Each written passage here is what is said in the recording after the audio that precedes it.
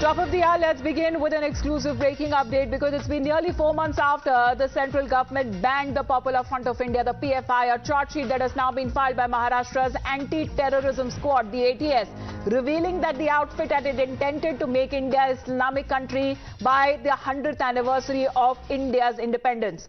Now, as part of the ATS procedure, a booklet was also seized from the accused and from their phones as well. What is now being saying that there was a draft booklet that was being made for regaining the glory of Islam in India by 2047, and the book was titled India 2047 Towards the Rule of Islam in India.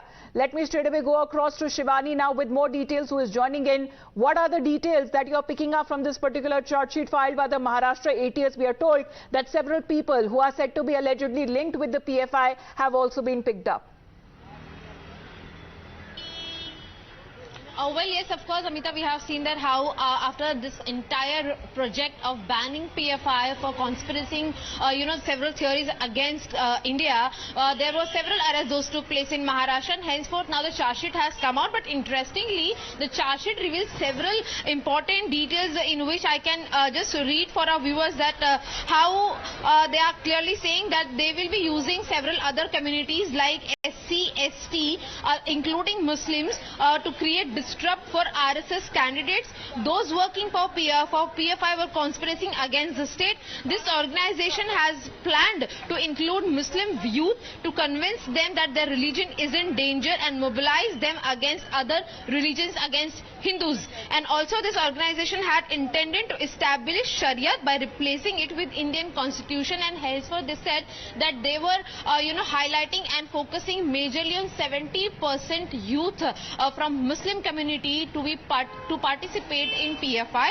Also they wanted to establish an Islamic state to disrupt Hindu organizations such as RSS. In the charge sheet, it has clearly said that they were targeting people to target RSS and RSS community, entirely citing that the people working with RSS will be targeted because they are highly famous and influential among Hindu and upper caste people, and henceforth the lower caste people will be utilized against RSS and against the government, seeking help for funds from Islamic countries to use PFI cadre to create violence in India, is what also it states.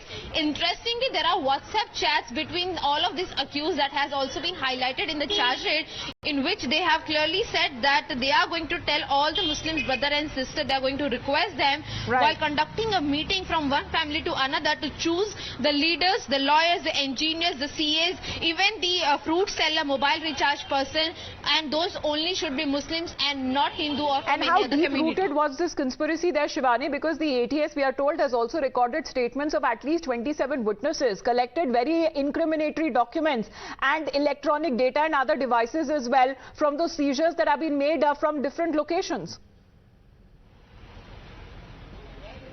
Well, yes, of course.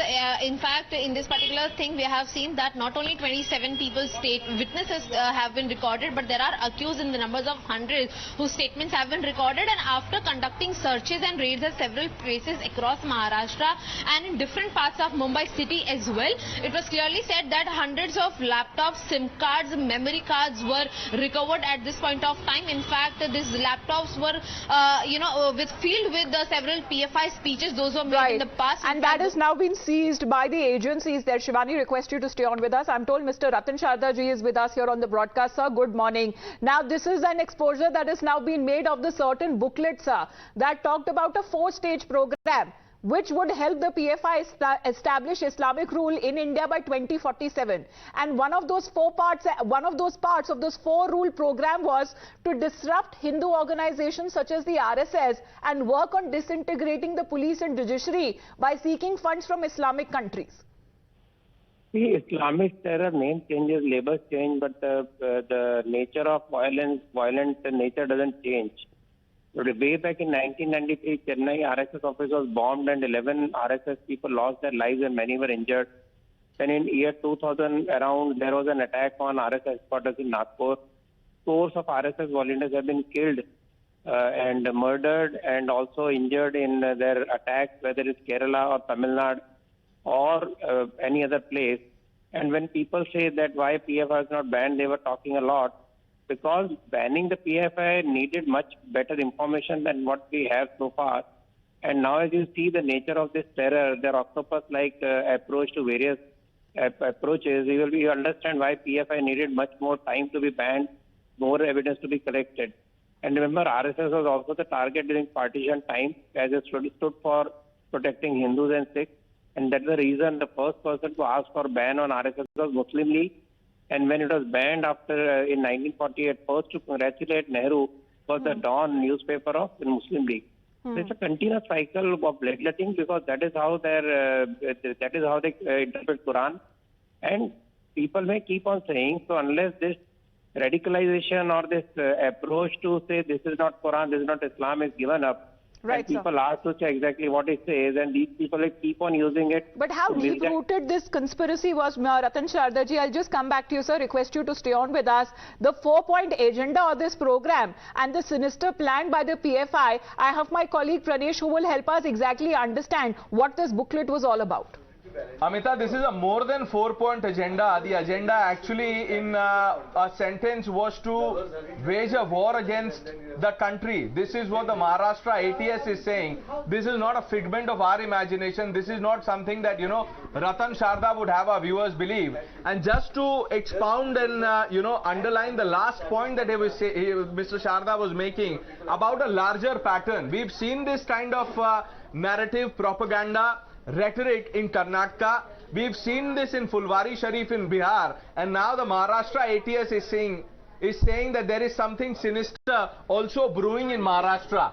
Now this is a voluminous more than 600 page chart sheet that Shivani Mishra has accessed exclusively, and if you see this poster here, what does it say? Goli maro gustakho ko, Goli maro gustakh ko asa photo. This photo is part of the police's charge sheet, and the police is saying that there are posters like these, incendiary posters. What is the message of this poster? Who is a Gustakh? And even if someone is a Gustakh for the PFI or the SDPI or the PFI ecosystem, who gives them the right to say Goli Maro? And these are the people who are outraged over a similar slogan in the national capital that was given by the people. Now, will the same ecosystem take that same strident position that they had taken then? They will not. I can tell you with guarantee that not one leader worth his salt will come out and say it. And Mr. Sharda, I am sure you would agree when I say that this has been going on for far too long. You can ban the PFI, but the sleeper cells are more than active.